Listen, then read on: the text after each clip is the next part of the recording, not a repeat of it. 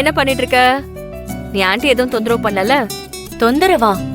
அட நீ வேற விஜி, நிலாவ நான் தொந்தரவு பண்ணாம இருந்தா சரி. இவ ஒரு நாள் தான் ஸ்கூலுக்கு போயிட்டு வந்திருக்கா, அதுக்குள்ள சின்சியரா ஹோம்வொர்க் பண்ணிட்டு இருக்கா. ஈவினிங் வீட்டுக்கு கூட வரலன்னா பாத்துக்கையே. மேடம் அவ்வளோ பிஸி. என்ன நிலா, உன் ஸ்கூல்ல புக்ஸ் எல்லாம் கொடுத்துட்டாங்களா? ஆமாமா. ஆமா, ஃபர்ஸ்ட் டே ஸ்கூலுக்கு போயிட்டு வந்திருக்க. இந்த ஸ்கூல் உனக்கு பிடிச்சிருக்கா?